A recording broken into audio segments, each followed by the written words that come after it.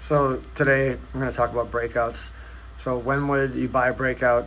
This is a very generic topic, so I'm just going to try to paint a few ideas on how I would do it. But if there's a big base and we have narrow, tight bars, and the base has been going on for quite a while, then if there's a surprise batch of good news that people don't expect, I think that's a breakout you can often buy.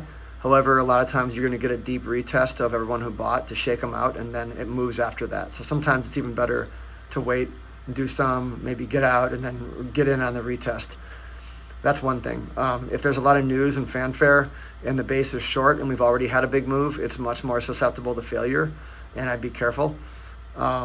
If it's a base that's built for a while and there's just a lot of neglect, so a breakout that I would categorize that way would be gold, the way gold broke out on a daily chart, however many months ago that was.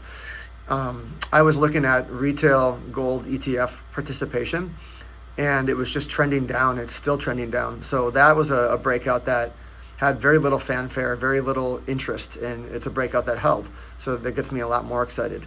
The Bitcoin breakout right now on the elections, a little bit in between, where we had a lot of news that was good, no doubt, but it was also, people understand it. They're piling in, and we had the ETF before that, so it's a little bit of it worked, but be careful type of a breakout, I would say. That's why I sold half of my position in this area, but that's just generally how I look at it. So stocks are a little different, but similar as well.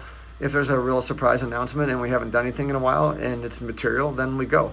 Otherwise, it's be careful. And I think when you're looking at stuff during the day, like indices of futures or things like that, like shorter term stuff, a lot of times my favorite breakouts to buy are the ones that have a correlation that's been working, something that people have been relying on that breaks down.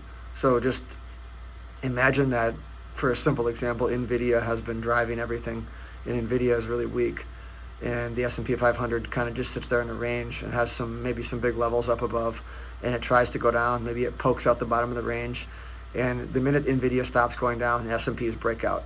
That's a breakout I would like to buy, because I feel like people are stuck. They're chasing NVIDIA. It has been working, and it stopped working. So that might give you a little idea on how I handle it, and there's probably other ways to handle it, but that's kind of the framework I use in my head.